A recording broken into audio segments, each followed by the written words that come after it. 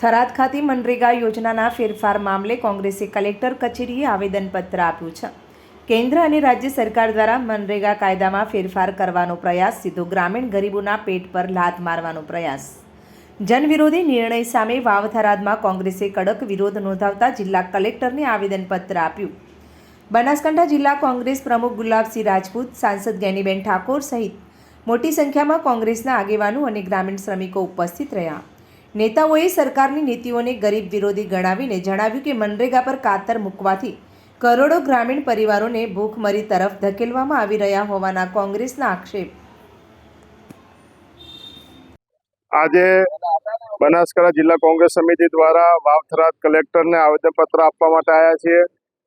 જે રીતે કેન્દ્ર સરકારે 2005માં મનરેગા કાયદો બન્યો અને દરેકને પોતાના ગામની અંદર એનો રોજગારનો અધિકાર આપવામાં આવ્યો. 100 દિવસની રોજગારી, જે પણ કોઈ મજદૂર તરીકે કામ કરવા માંગતા હોય એને ગામમાં રોજગારી મળે એનો કાયદો આપવામાં આવ્યો.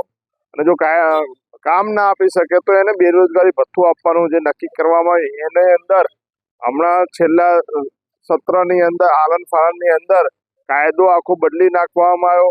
કદાચ નામ બદલવામાં તો કેન્દ્ર સરકાર માહિર છે, પણ સાથે સાથે કાયદામાં જે જોગવાઈઓ હતી, જોગવાઈઓની અંદર પણ એમને જે આ મનરેગા કાયદો બન્યો લોકોના આંદોલનથી બન્યો હતો અને અલગ અલગ કમિટીમાં પાસ થઈને લોકોએ જે સુઝાવ આપ્યા એના આધારે બનવામાં આવ્યો હતો. પણ હાલ જે આ લોકોએ 60% કેન્દ્ર સરકાર, 40% રાજ્ય સરકાર, રાજ્ય સરકારો તો આપી શકતી નથી કોઈને બજેટ.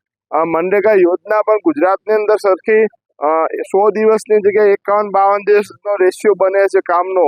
અને તેમ છતાં જે લોકોને પહેલાના કાયદા પ્રમાણે જ્યાં પોતાના ગામમાં રોજગાર આપવાની વાત હતી ને હવે નવા કાયદાની અંદર સરકાર જ્યાં ઈચ્છે ત્યાં રોજગાર આપવાની વાત કરી રહી છે.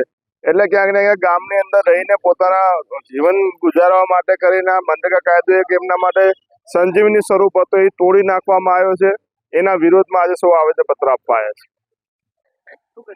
આજે વાવ થરાદ જિલ્લા વતી સમગ્ર કોંગ્રેસના કાર્યકરો, સૌ કાર્યકર્તાઓએ સાથે મળીને મનરેગા યોજના વર્તમાન જે લોકસભાની અંદર બિલ લાવીને કાયદામાં ફેરફાર કરીને જે યુપીએની સરકારે ગરીબ અને મધ્યમ વર્ગના લોકોને પોતાના વતનમાં જ રોજગારી મળે એના માટે કરીને કાયદો બનાવ્યો હતો. મનરેગા મહાત્મા ગાંધીજીના નામે આ ગ્રામીણ યોજના એ ડેવલપિંગ પણ થતું અને ત્યાં સ્થાનિક લોકોને રોજગારી પણ મળતી.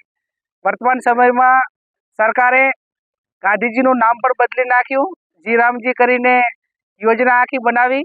અને એમાં પણ સૌથી મોટી કોઈ આ રોજગારી છીનવવાનું કામ કર્યું હોય કાયદામાં તો 60-40 કે પહેલાં 100% ગ્રાન્ટ એ આ કેન્દ્ર સરકાર આ મનરેગામાં આપતી.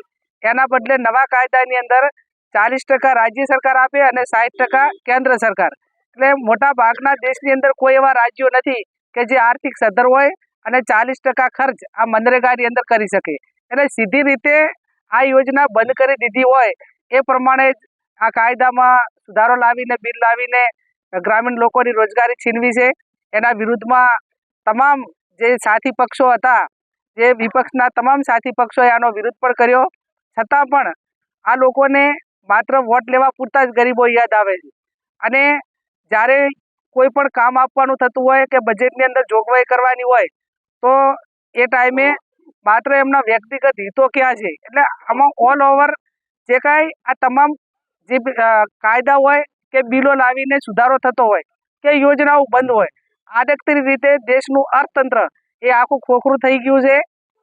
સરકાર રોજગારી આપવા માટે સક્ષમ નથી રહી અને એના હિસાબે આ તમામ જે કેન્દ્રથી કરીને જ્યાં પણ ભારતીય જનતા પાર્ટીનું શાસન છે રાજ્ય સરકારમાં એ બળજબરીપૂર્વક આના ઠરાવો થઈને અમલીકરણ થઈ રહ્યું છે.